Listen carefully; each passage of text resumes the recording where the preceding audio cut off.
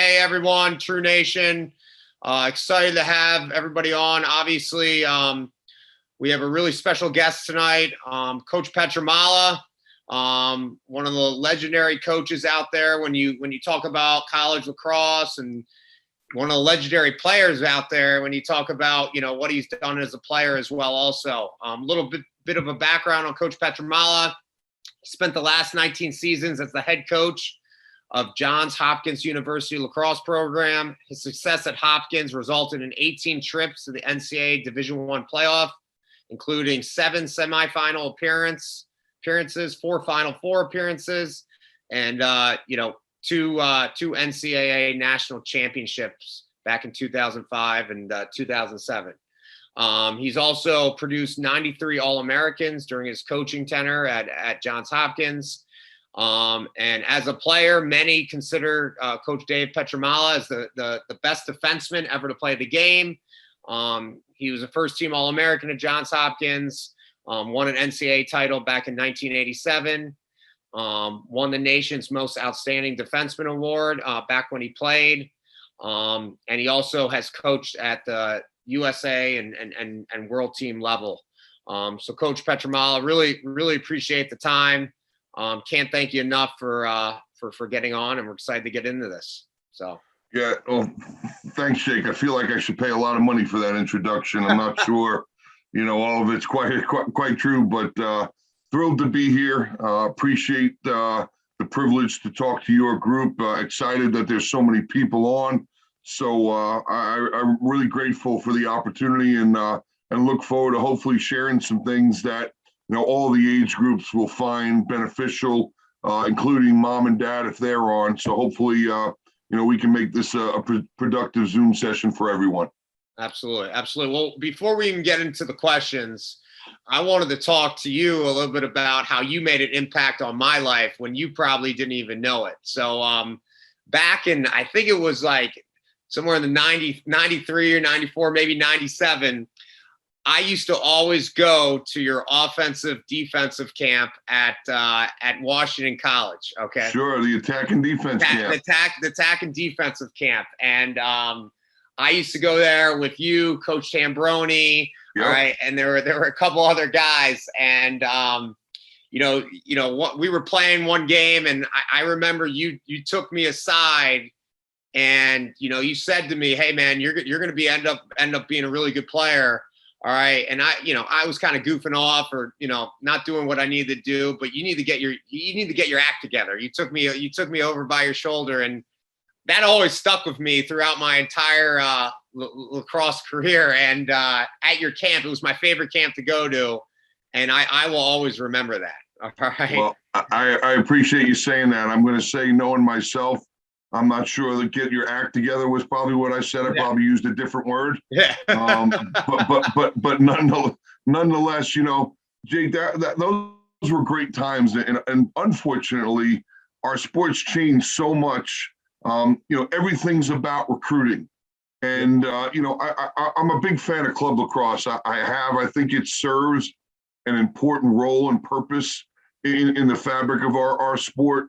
But what I do miss are those moments where, young people go to a camp, and it's not to play, but it's to learn. And you'll be excited to know this past year, we actually brought that attack and defense camp back for the first time in, who knows how long. Yeah. And we ran it, it's called Border Battles, and we ran it with the DC defense versus the Maryland attack, and the Maryland defense against the DC attack. But what great times we had actually getting to work one-on-one and teaching the game to talented guys like you. So thanks for sharing that. I didn't realize that. Yeah. No, I used to go to that camp. I think you had it 3 or 4 years. I went every year, and it was my favorite camp. And I also remember you deciding to demonstrate defense, and you took one of your college players who was coaching at Cornell. You decided to tell him to put on his pads.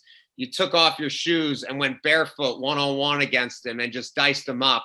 All right. And that's when I was like, wow, like this is awesome. So those are two times that like you really made an impact on my life. So Well, I appreciate you saying that. I think if I tried that today, I'd either be a stick in the mud and not be able to move. I'd certainly fall down and hurt myself. No, absolutely. That's great. That's great. Well, we appreciate it. So I guess the first question is maybe just, obviously you spent 18 years or 19 years at Hopkins. Maybe talk a little bit about what you've been doing now since you've gone now to college coaching. I know we've talked, you want to get back into college coaching, but maybe talk a little bit about what you've been up to recently. Yeah, sure. So, what you find about me, you guys and folks, is I'll be as transparent as possible. What you see is what you get here. And I'm dying not coaching this spring. It's it's the first time for me in close to 30 years that I'm not a part of a team, and it's my first time in 22 years not having my own team. So my goal is obviously to get back in the game and have a whistle around my neck.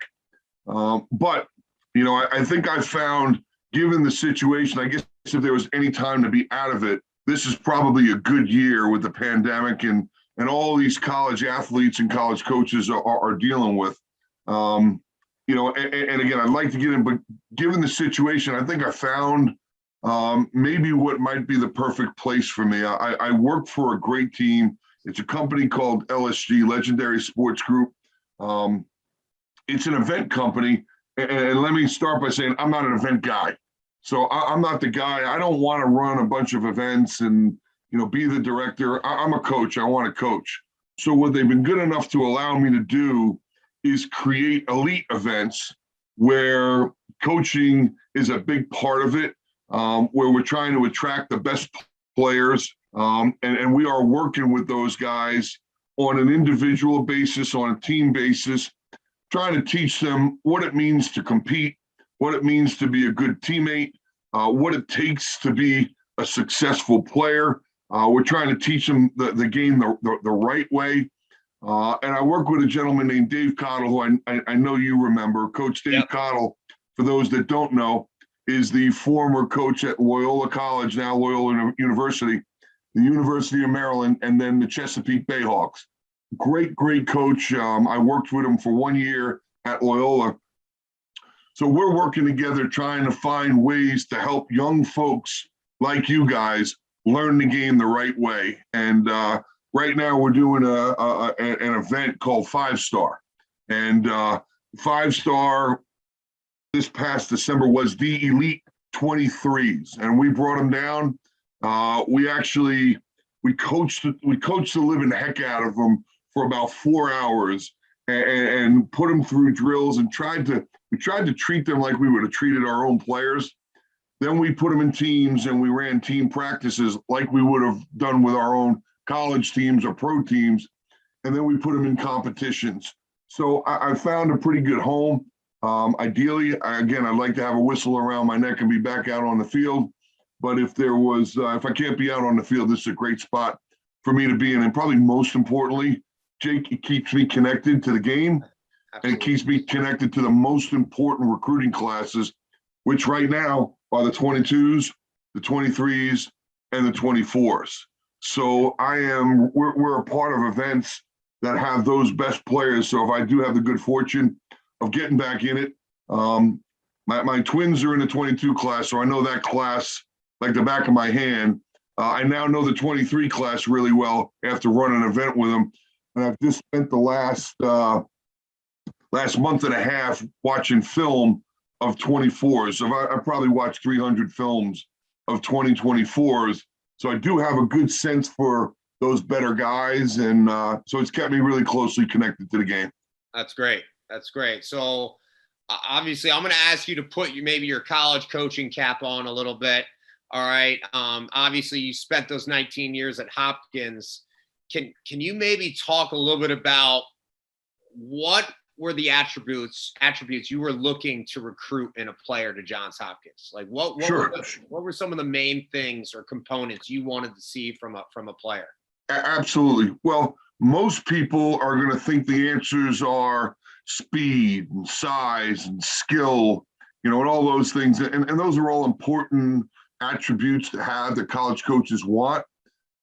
But I've had the last, I guess, 9 months now, or 6, whatever, however many months, when you're out of the game, you have a chance to self-reflect, and you have a chance to look at, hey, what are the things I did really well, and what are the things I didn't do well? And this is probably important for all you younger players to do on your own after a game. Hey, what did I do well tonight? What didn't I do well? What can I build on? What success can I build on? And what maybe failures or things I maybe didn't do well? How can I improve there? And I've sat around and thought a lot about what I've done and what I want to do at my next stop, and what kind of culture I want to create, because culture is usually important. And the most important quality, Jake, that I keep coming back to, I will never recruit another young man to come play for me unless I can look at their film, watch them in person, and say he is a competitor. That is the single most important quality that I as a lacrosse coach am looking for. And I think someone with that quality, it bodes well for them, not just as a lacrosse player, but it bodes well for them in life, as a father, as a worker. I want a guy that wants to compete. I want a guy that's not afraid to lay it all out there and give his very best effort. I hear all the time, you got to give 110%. I think that's the worst comment I've ever heard. You can't give 110%. You can only give what you can give, which is 100%. I love when people talk about, well, I'm going to do extra work. You don't need to do extra work. You just need to do work. You need to do the things that you as a player need to do to be successful. So I want a competitive guy. The next thing I want is a guy that's coachable. And what I mean by coachable is he's willing to take an honest assessment of what he is, what he's doing, and where he fits. Oftentimes we say, we want people to be honest with us, but I don't think we really do. I don't know that we always want to hear the truth, and I want guys that want to hear the truth. They want to hear what they're good at, what maybe they're not so good at, what their role is, and then how they can grow that role. So those are two qualities in my mind that probably play more of a role in life than they do in just athletics. And then obviously you love speed, you love athleticism, you love size, you love quickness. But I don't think any of those things matter if you're not a competitor and you're not coachable. You can have all the speed in the world. If you're not a competitor, you can't help us win games, because when it gets tough, you fold up. I don't want a guy that's 6'4", 210 pounds, runs like a deer, and isn't coachable. He's then not going to do the things we need him to do to help the team. So those are two things. And if I had to add a third one, it would be selfless. I want men for others. And that's a saying I've taken from the military. I'm a big fan of the military. I know a bunch of guys in the Ranger Force and in the SEALs. And what you learn all the time in the military is to be a man for others, meaning everything you do for others. You lose yourself in the team. So the team is more important than you. And I've always found for myself and for our players, those guys that put the team first, things tend to usually work out for those guys. They fall into place. It's the guys that are selfish, that are more worried about their own performance, their own production or their goals and assists. They're the ones that don't succeed. And the ones that aren't worried about all that, they're just worried about, what can I do to make this team better? How can I help my teammates get better every day in every game? Those are the guys that have the most success. So it's three qualities that have nothing to do with size, nothing to do with athleticism, nothing to do with skill, nothing to do with lacrosse IQ. So every guy, every young man, whether it's high school grade school, every guy on this Zoom session can have those three qualities if they really want to work at it. So you talk about compete level. Like I always tell when I sit down parents, I sit down players, I go, hey, the number one most important thing I evaluate you on is your compete level, because that's going to really give me an opportunity to see how far you're going to be able to go in this. How can maybe a kid like train themselves to have a higher level compete level? All right. Because that's the toughest thing. Cause I always have parents ask me, well, how do we get them more competitive? And I don't know if you might have a way. I think that's a tough question to answer. It is, but I think I have a way to answer it. And it's what I believe. There's a quote that I've always liked: the more you invest, the harder it is to surrender. And think about that. The more you invest, the harder it is to surrender. So the basic principle is, if you work hard every single day and you just give your very best, and we all know that on different days, our very best is different. If you got no sleep the night before because you were studying for an exam, or, you're on your phone Snapchatting with your girlfriend till 2 a.m, and then you have a morning practice at 7 a.m., well, you may not be able to give as much as you gave the day before when you were well rested, you ate a good meal, you got a good night's sleep. So we ask our guys, invest. And the more you invest, the more pride you take in what you're doing. The more difficult it is to say, you know what, I'm going to give up here. It's the people that don't invest that are willing to give in and give up. It's the ones, or I should say the people that don't invest, the ones that invest won't give up because they've just put too much time, too much energy, and too much effort into that. And what is competing? Competing is giving your very, very best effort to come out on top every time.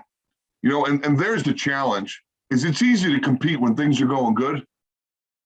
It's hard to compete when adversity strikes or when things don't go your way. And how many times have you seen a team that's, up 3, 4, 5, 6 goals? Man, they're competing their tails off. But all of a sudden, that other team comes marching back and they go up one. You start to see that other team they give in.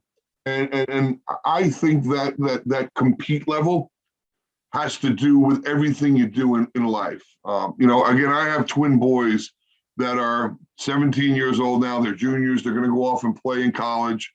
And when we used to play basketball in the front yard, I know all the dads have done this with their kids, and the boys have done it with their dads. Everybody used to say, did you let them win? And I said, absolutely not. I don't want to teach my kids that anything's going to come easy. Now, when we played, did I allow them to have success? Sure, I think that's important for them to want to keep coming back and keep playing. But did I let them beat me just because they were younger? Absolutely not, because nobody in life, no one on the lacrosse field is going to compete any less because they're freshmen and they're playing against seniors or graduate students. So, I think it's our responsibility as adults and coaches to teach these guys how to invest, and that the more they invest, the harder it is to surrender. So I hope that answers your question in a long-winded answer. Absolutely. Absolutely. One of the things I always admired about you is that any recruiting event I would go to, I'd always see you. And I'm like, man, this guy's working. He's competing. And, I think, when you talk about competing, like, and working, like that's a huge aspect to everything that you're talking about in order to be successful. So I'll tell you a quick story. I had a buddy, his name was Bill Durgle. You may remember Coach Loyola. Durgle. Yeah, correct. He was the head coach at Loyola. He's godfather to my son, one of my sons. What was my best friend, and we vacationed together. And by the way, he's at Loyola College at the time. I'm at Johns Hopkins. We're literally 5 minutes down the road from each other. Yeah. We're fighting for all the same recruits. We're fighting for, pride in Maryland and on Charles Street. So every night, this is going to sound crazy, but every night when I was ready to go home, I used to make my recruiting calls from the office. So maybe 9 o'clock would come around and, you don't want to interrupt families too late. So 9:30, I make a call, get off, and I would always call the Loyola office. Yeah. I'd call his direct line. And if he answered, I'd hang up, or I'd say, hey, how you doing? Talk to him for 5 minutes, and then I'd keep making calls. If he didn't answer, I would make one more call, and then I would go home. Yeah. Because I wanted to it was so important for me to compete with those local programs, and as a friend to compete with him and outwork him, if that makes sense. Yeah. Absolutely. That's a great story. I admire that a lot. I guess, one of the questions I had is, obviously over your long career coaching college lacrosse, I mean, it's over 20 years. What have you seen in the difference of like kids and their kind of like mentality for when you coach back in the 90s, the 2000s to now? Like, what are you seeing differently? Do you have to coach differently? Like, tell me a little bit about, what you're kind of seeing. Yeah, I do think you have to coach differently. I think we live in a time now where, look, you know what? When I grew up, we were different than the era, the generation before us. And when the next generation grew up, they were different than we were. We're all very quick to compare. And I think it's hard to compare eras and generations. Everybody's quick to criticize this generation. They really are. And, what I found is they communicate differently. Is that their fault? If we had cell phones, would we have communicated differently? I know I would have. If I had text messaging and Instagram and Snapchat and those kinds of things, would I have communicated differently? Absolutely. So we're all quick to judge this generation. And I actually think this generation has great capacity. They're just different. And where are they different? I don't know what it was like growing up in your house. I know what it was like in mine, and I don't know what it was like for some of the dads. But I know when my father asked me to do something, there was a million times where I wanted to ask why. Hey, go mow the lawn. And I wanted to say, well, why? Hey, go to the grocery store and get this, do this. Well, why? But I didn't, because I know if I did, there might not be a great result. And I love my dad. He's my hero. But we wanted to ask why, but we didn't. And I know when I was being coached at Johns Hopkins, they would tell us to do something. I'd be thinking, why are we doing that? The difference is young people now want to know why, and they ask why. So again, I have two teenagers, and I'll say, listen, you got to do this. And they'll say, why? And the answer, because I said so, doesn't work. It doesn't. Young people want to know why they have to do things. And to be quite frank with you, if we're willing to explain to them why, they do it. And they do it pretty darn well. People say this generation isn't very tough. Well, this generation is brought up a little bit different. The world is different. And I think kids are generally good kids.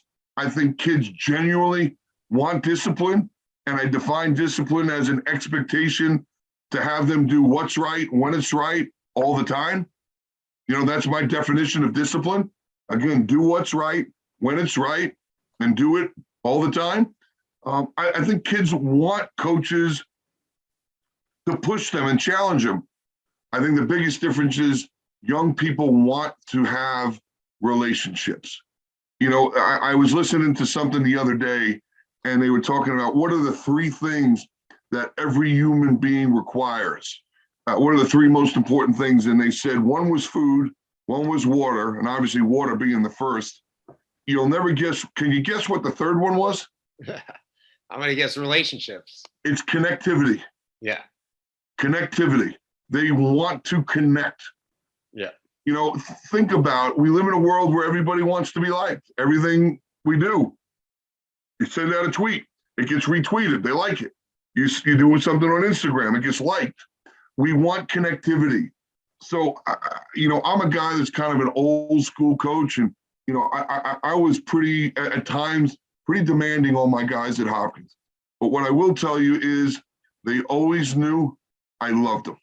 And I think that is key, is that I think young people just want to know that you care about them. And if they know that you honestly and truthfully care about them, I believe they'll let you push them to limits that they don't even think they can achieve. So what's the old saying? They won't care till they know you care. I really believe that's a big part of this. Absolutely. Absolutely. So you talked about, you have two twin boys, I believe. I think they're going to play at North Carolina. Is that correct? They are. Can you talk a little bit about some of the things you maybe did with them when they were young, 6th, 7th, 5th grade, some of the things that really kind of allowed them to get separated from the rest of the pack? Yeah. So a couple of things. Number one, I swore I wouldn't be that coach or that dad that gave them their stick and made them play. I wanted my sons to come to the conclusion that they wanted to play lacrosse on their own. So, I remember when we started them in football and my one son wanted to quit, and because his helmet was too tight, it was like a bobblehead, and that was the first chance to teach him a lesson. We don't ever quit. We start something, we finish something. At the end of the year, if you don't want to continue with it, you can go do something else, but you're not going to quit. As they got older, I wasn't critical of them. The only thing I wanted to see from my kids, Jake, was I wanted to see a compete level and effort. I think it's a privilege for me to be able to coach. I think it's a privilege for all these young guys to be able to play. We're blessed. And you think about, not long ago, these guys all thought they weren't going to be playing again, and how bummed out they were and disappointed they were that lacrosse was taken from them. We take things for granted. So I just wanted my sons to compete. But when they got in the car, it wasn't, hey, you didn't do this, you didn't do that, you didn't do. It was, did you have a good time? Because it's still got to be fun. And I thought you played hard, or you know what? I didn't think you played very hard today. You may want to think about playing a little harder. My point is that I wanted them to discover the game on their own, if that makes sense. I didn't want them to feel forced, because Dad was the Hopkins coach, that they had to play. I don't care. Look, I love that my kids play lacrosse. I don't care if they don't play. As long as they do something and find something they're great at. If it's the piano, then great. I don't care. If it's painting and that's what they're great at, I don't care. I just want them to find what they're good at and just be good people and work hard. I used to tell them that I had a couple of goals for them. One was that they be a good person. 2, that they have character, which is what you do when no one's watching. 3, that you do a good job in school. 4, that you be polite. And 5, that you stick up for others that can't stick up for themselves. That's all I've asked of them. And if I can make sure they do those 5 things, then I think we've done a good job parenting. If they can't, then somewhere along the lines, I feel like I fell down. Absolutely. Absolutely. Well, one thing I've always liked, just watching you over the years, you've developed this relationship with Bill Belichick. All right. That goes, like, I'm sure it goes many, many years from when he maybe, started with the Patriots and you started with Hopkins and whatnot. Can you talk about your relationship maybe with him a little bit and some of the things that you learned? Because he's probably a coach that everybody knows and admires for what he's been able to do in football. Yeah, sure. Sometimes I think I got to pinch myself actually when I'm hanging out with him and, I'm really actually standing there next to him. He's a fountain of information. And what I learned about Coach Jake is he's nothing what people think he is. Everything you think he is, he isn't. And everything you think he isn't, he actually is. And he was a lacrosse player, right? And he is a lacrosse enthusiast. He's a traditionalist. He grew up going up to Hopkins games, hopping the fence to get into the games. He grew up around Navy football and Navy lacrosse, and he's an Annapolitan, so he's a huge lacrosse fan. I think there's a couple of things I learned from him, but two that really stick with me. One is that we can learn from anybody. I've always admired Coach's friend group, and I've always admired how he wants to be around other people that are successful. So he had a squash coach that was like a multi-year national championship coach come in and talk to his football team. What does squash have to do with football? You couldn't find two more different sports, but it wasn't about squash. It was about the things it took to be successful. I learned that you can learn something from a rocket scientist, or you can learn something from a homeless person on the corner. We can all learn. And what I admire most about him is he's always searching for more information. When they watch film, he watches it a little bit more to see if he can just find something, an advantage. When he's talking to someone, he's always inquisitive. He's always asking questions. So when I first met him, we sat down at a hotel lobby in their restaurant. And I'll never forget, we're sitting in the lobby, we walk in, we sit down, and the host comes running over and he's like, no, you can't sit there. You can't sit there. I guess we were like in a closed section. And then when he realized who it was, he's like, oh, no, you're okay. You're fine here, coach. Now, if it was me, I would have been tossed out of there on my ear. But because I was with coach, I wasn't. What I was amazed at, as much as I wanted to learn about the New England Patriots and the things that he was doing to be successful, he was every bit as anxious to hear from me about what we were doing. So that's one. And then the other thing is listening. Part of communication is speaking. The other part is listening. And I have learned how important it is to listen to those around you. Too often, I don't think we do it on purpose, but I don't know that we're attentive enough or in tune enough to listen to the messages that are being given to us by other people. And how do you learn? You listen. Two great lessons I learned from him. Absolutely. That's awesome. And that's a really cool relationship you have with him. And I know that goes way back. A lot of these kids that are and families that are on this Zoom call right now, they come from non-traditional lacrosse hotbeds, the Utahs, the Illinois, the Indianas, okay, the Colorados. All right. You as being a coach and coaching at the highest level for a very long time and being very successful, what's maybe some advice you can give to these players that might not get an opportunity to grow up and go to a Gilman or a Calvert Hall down the street of Maryland, and they're not surrounded by as many great lacrosse players? What do you have some advice for those guys? Yeah, I got two words. Who cares? Yeah.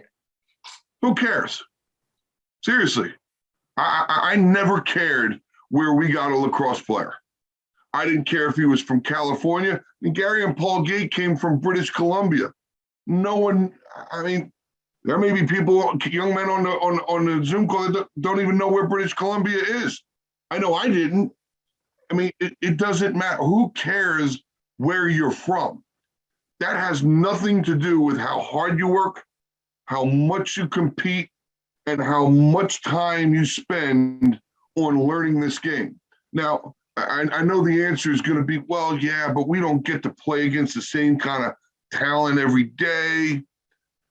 You are what you make yourself.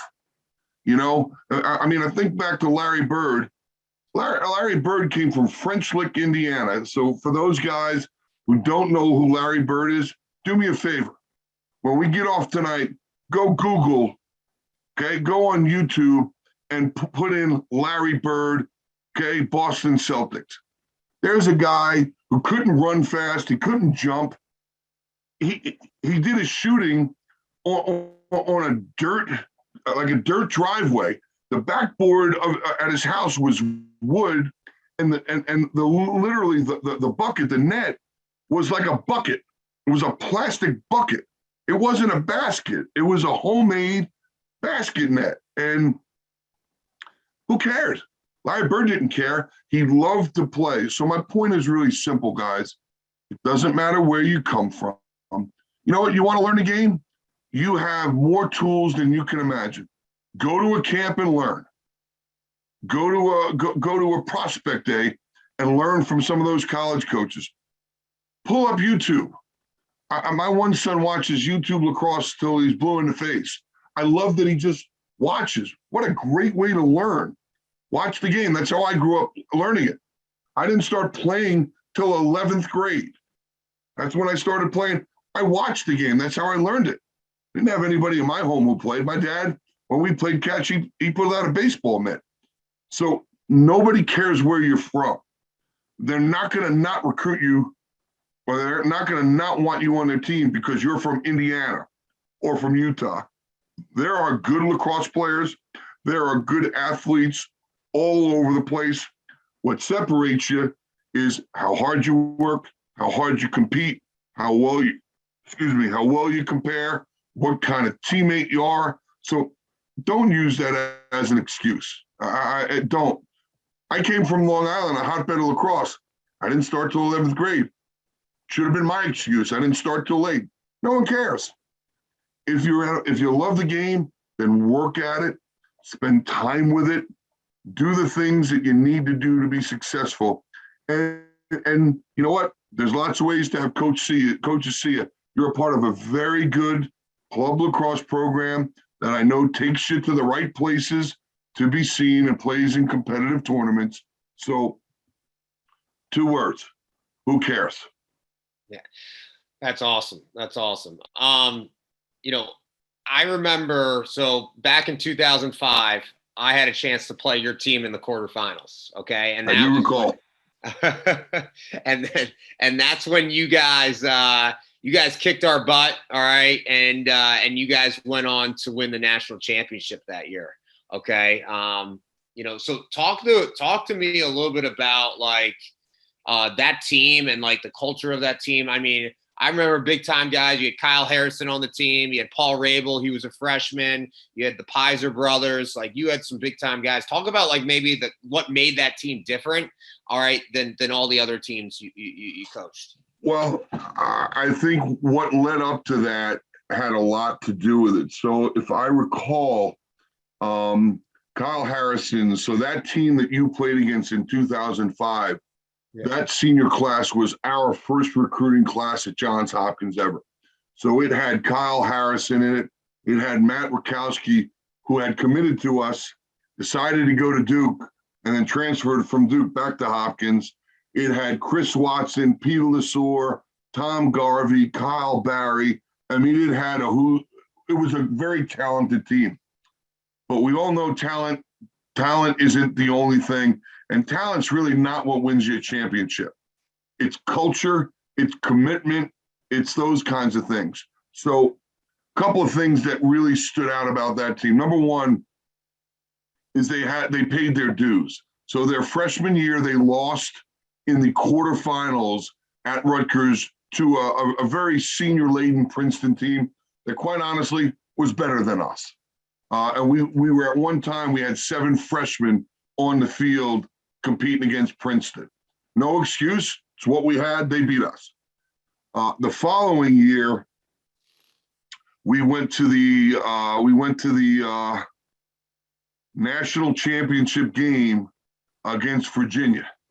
And I still believe if the track was dry, we would have beaten Virginia that day. You may recall the game at M&T Bank Stadium. Yeah, I remember the game. It was a muddy game. It was Tillman Johnson was on fire that game. Well, let me tell you something. Tillman Johnson, I thought Maryland outplayed Virginia in the semifinals, and Tillman Johnson outplayed Maryland.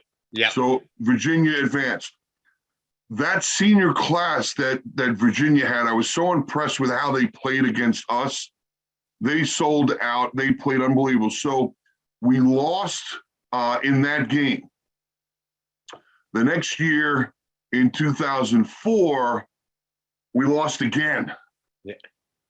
And so now here we've been to the quarterfinals, we've been to the national championship game, and then we lose again. And it's like, oh my God, when are we going to get there? What's it going to take? And in their senior year in 2005, that senior class never lost a game on Homewood Field. They were undefeated in their 4-year tenure at Homewood Field, which is phenomenal with our schedule. And they went undefeated that year to win a championship. We won, as I recall, 3 one-goal games. Now, the difference between a one-goal game is a fine line. So what made that team great? Our best player was our hardest worker and our best person. Our greatest example was number 18, Kyle Harrison. He set the tempo, and I will never forget the summer of 2004. So after we had lost, going into 2005, we lost. Kyle Harrison sent an email to the whole team. And it basically said, hey, guys, how are you? I miss everybody. I'm down at Ocean City for the summer. This sucks. I don't want to go out. I don't want to see anybody. My food doesn't taste good. I'm miserable because I didn't do everything I could have done to help us win. So here's the deal, guys. I promise you that I will be out every day shooting. I will be out dodging. I'll be doing all these things. I will work on my left hand. So we get to 2005, the spring of 2005. Who scores the first goal of the season? Kyle Harrison. Guess what hand he scored it with? His left hand. Our best person was our best leader. He was our hardest worker, and clearly he was our best player. Yeah. The next thing that was great about that team was that team self-policed itself, meaning as coaches, we didn't have to do a lot. That group was motivated. Quite frankly, I think we won 3 one-goal games or 4 one-goal games because our guys weren't interested. All they wanted to do was get to the Final Four. When they got to if we got to the Final Four, I had a pretty good sense that we would have a lot of success. The question is, would we get there? Because really, all we were thinking about was let's just get us to the Final Four. So that team self-policed itself. They made everybody go to class. They made everybody hit every line in the runs. They made everybody, behave in an appropriate fashion off the field. And the last thing we had was servant leadership. There's a difference between leadership and servant leadership. A servant leader does everything for the greater good of the group. And Kyle Harrison, Peter Lesor, Chris Watson, that whole senior class was dedicated to doing whatever they had to do to make everybody around them better and not worry about themselves. Those were the 3 traits that really stood out most about that team. And yeah, we were pretty talented, but quite honestly, if we don't have those other qualities, I don't think we win those one-goal games. Absolutely.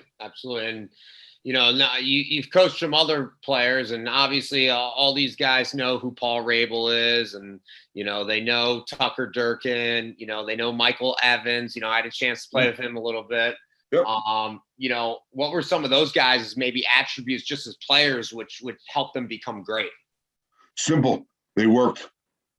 Yeah. Seriously, I don't mean to oversimplify things, and you're probably sitting there, well, that's a really great answer, Coach. You're really not giving us much.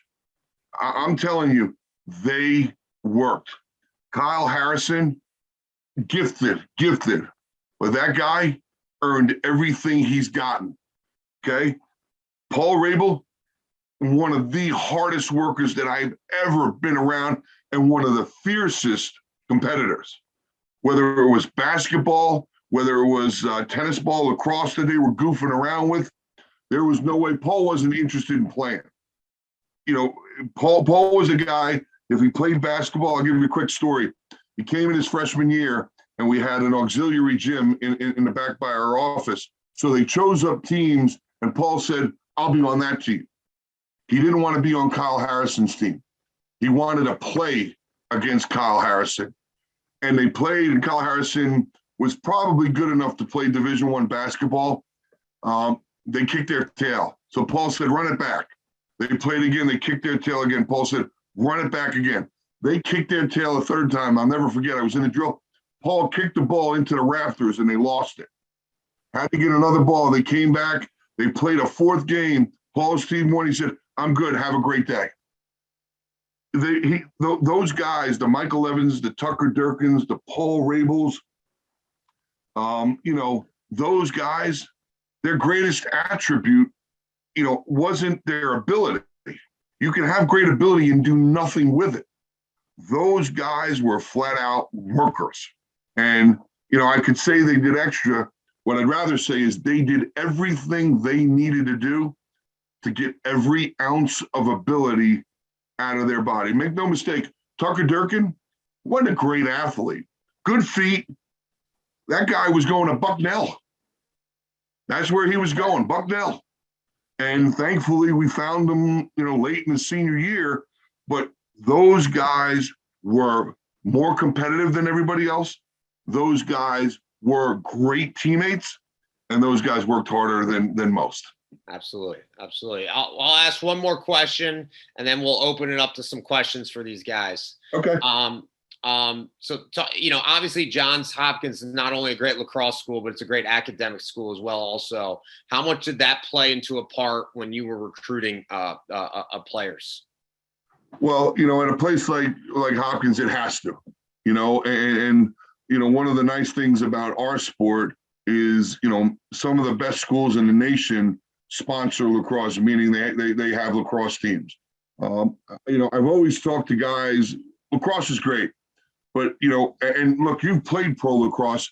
What I played was, it wasn't pro lacrosse. We were making $135 a game, and that paycheck was spent probably that night. So you understand what pro lacrosse is. And while a lot of guys are pro lacrosse players now, they're not making their living as lacrosse players. They have full-time jobs as, real estate agents. They work on Wall Street. They're attorneys, whatever it might be. There's very few, the Harrisons, the Rabels, the Schreibers, guys like that, unless you do what you do, which is you got in the club world, or what I do, which is got in coaching. The lacrosse ends at some point in time, and the ball stops bouncing, and you got to rely on your education. And this is a vehicle for every guy that plays lacrosse on this Zoom session. This is a vehicle for you to get to college. It got me to a place that, quite frankly, I would have never had an opportunity to go to a place like Johns Hopkins if I didn't play lacrosse. I wouldn't have. So your grades matter. And let me explain this to you. Your grades as a young guy matter because what you're doing as a sixth grader, a seventh grader, an eighth grader, you're developing habits. And if your habits are bad, your grades are going to be bad. So when you get to high school and those grades matter, and make no mistake, your ninth grade grades matter when it comes to recruiting. Admissions is going to look at your ninth grade grades, 10th grade, 11th grade, and they're going to look at your 12th grade grades after you commit to make sure you continue to do your job. So those 6th, 7th, and 8th graders, this is the time to develop good habits, not bad ones. And then when you get to high school, you just need to understand that your performance matters. It's one of those things where if you're going to do something, why wouldn't you do it to the best of your ability? Try to teach that to my sons. And it's taking time. They don't do it all the time. But at the end of the day, if you're going to go to school and you got to be in class for 5 hours a day, why not knock it out of the park and do your job and do well in school? There's nothing worse than being a lacrosse player in college and going to practice saying, man, I got this test tomorrow in economics or in business law, and I'm really struggling. I'm not doing my job there, and man, I'm going to fail. And then you go to practice. I can't practice well when I'm thinking about what's going on in school. That's not the way you go. So I would encourage all of you to understand, your mothers tell you this, your fathers tell you this. Well, here's a college coach telling you it matters. Everything you do matters. It does. And the ones that start to realize how you behave away from home matters. I mean, I can't tell you how many times I've called about a young man, said, look, I love him. Man, you know, this guy, Deane, wow, he's a heck of a player. Man, he's talented. He can help us. Tell me about him. Well, coach, he doesn't do very well in school. He's got 70s. He's got C's. Well, thank you very much. Tell Deane I think he's a hell of a player, and good luck wherever he goes because he's not coming to play for us. There's nothing worse as a coach finding a guy you really like and then not being able to recruit him. There's nothing worse as a player finding a place that you want to be at, you love, you want to be a part of, and then have the coach turn around and say, listen, Jake, I'm sorry. We really would love to have you. You'd help our team. You would really be a big part of things, but you haven't done the job academically, and we can't get you in. Yeah. So I just understand, fellas, everything you do matters. You know, every day is your masterpiece. Listen, it's easy for me to say this. I'm 53 years old, and when I was 17, I could care less.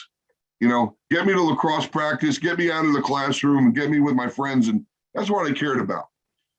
But I was fortunate that I had coaches and I had mentors that helped me understand.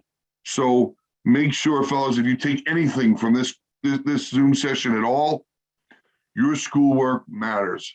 And, you know, if you're a guy who's got a learning disability, okay, you know what? Get the help. Don't make excuses and work your butt off. And coaches take all that stuff into account. Just don't be the guy who can't do something he wants because he didn't do what he was supposed to before that. So I hope that makes sense, Jake. Absolutely. That was awesome. That's a great message. So I'm going to open it up to questions right now. If you guys want to raise your hand, I'll unmute you if you have a question. All right. And then we'll kind of go from there. So right here, who do we have right there? Go ahead. What was it like being a coach in that situation when you were winning and losing? Well, I'll be honest with you. Coaching, I'll describe it to you as this. Before every game, I felt like I had the flu. I was so anxious and, you know, I wanted our guys to do so well because they invested so much. So I felt like I had to go to the bathroom. I pace. It was challenging. Coaching on a sideline, you go through a battery of emotions. One play, you know, you guys are doing it perfect. The next play, the guys are doing it wrong. The next play, the other team makes a great play. And what I would suggest to you guys is, you know, handle everything the same. Be poised and composed. Those are two important words in your life. When good things happen, you can be excited, but handle it with poise and composure and a nice sense of humility, you know, but handle it in a good way with poise and composure. Don't get too high, don't get too low. And when things don't go well, same thing. Be consistent. Don't get too excited that, oh my God, we're losing or too scared, because you can always come back. Just be consistent and rely on your training. Meaning, you know what? If you're winning, you keep playing the way you've been coached to play. If you're losing, you keep playing the way you were coached to play. And you just have some poise and composure and do it consistently. Does that make sense, boys? All right. Who else has got a question? Feel free to raise your hand. I got a question. All right. Go ahead. So, I've been wondering this for a while, since like 2018 when you beat Maryland in the championship. What was like the first thing, like what's the main thing to become like the best lacrosse player that you possibly can be? Well, it's a good question. Jackson, right? Okay. Yes, so what's it take to be the best lacrosse player you can be? You know, I use the word compete. Maybe I'll make it a little simpler.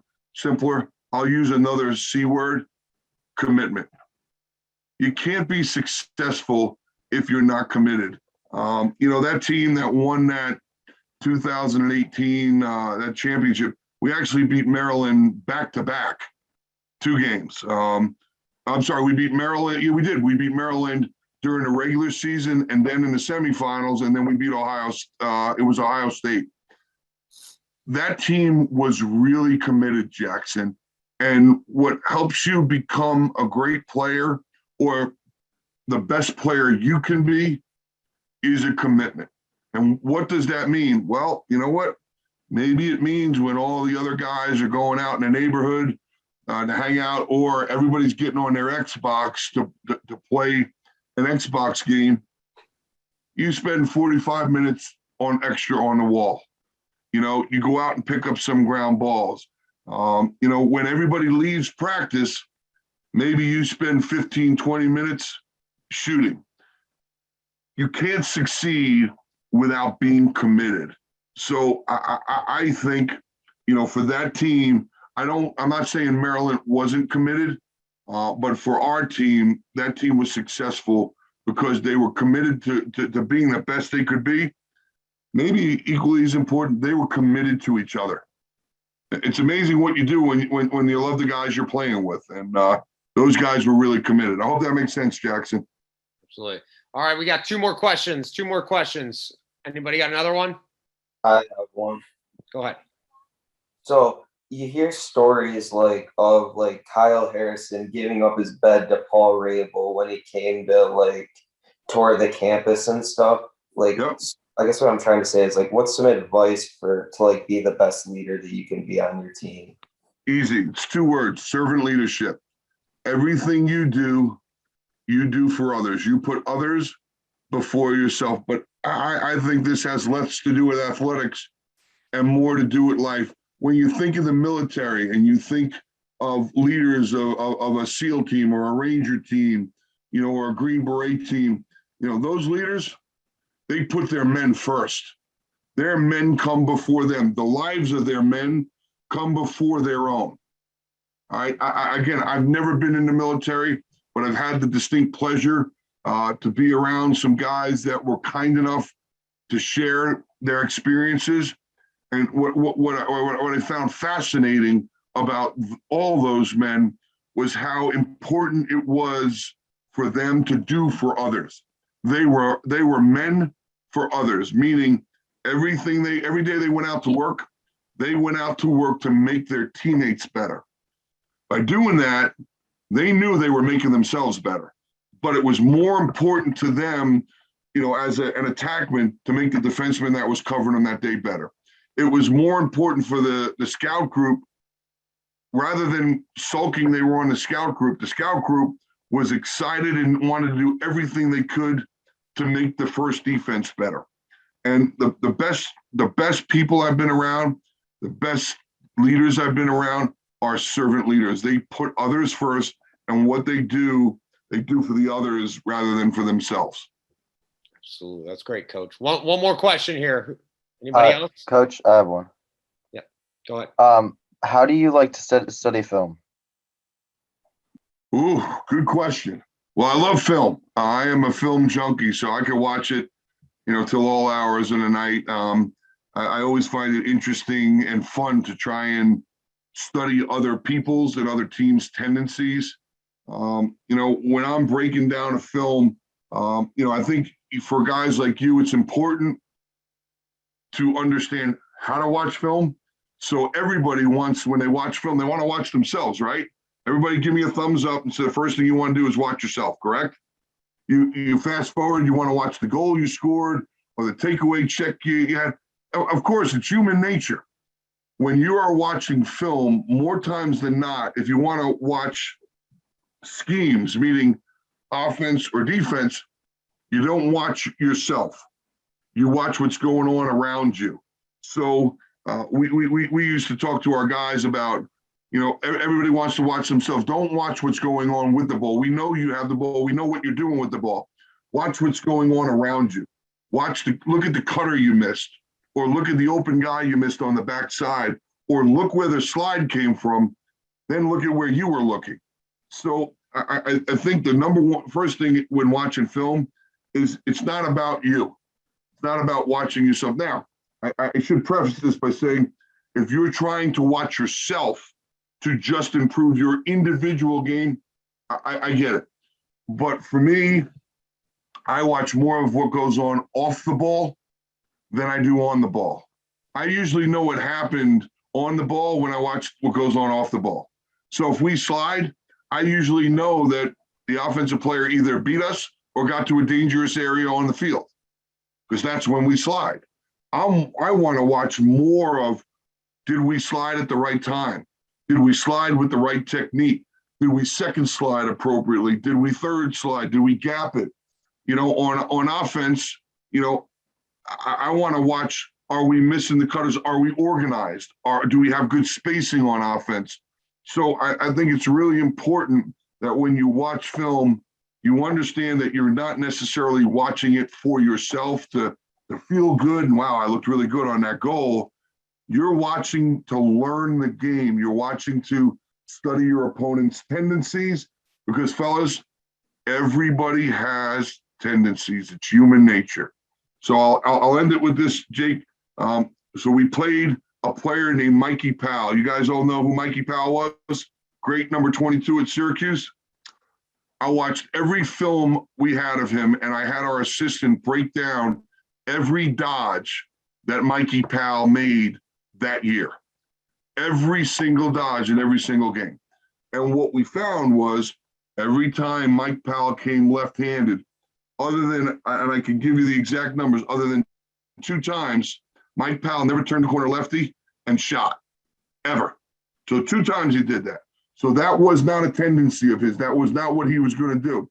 What he did do was, when he came up left-handed, he loved to change direction and roll, and his first look was always inside or through to the diagonal. So that told us, when he came lefty and he rolled, we didn't want to slide from the crease.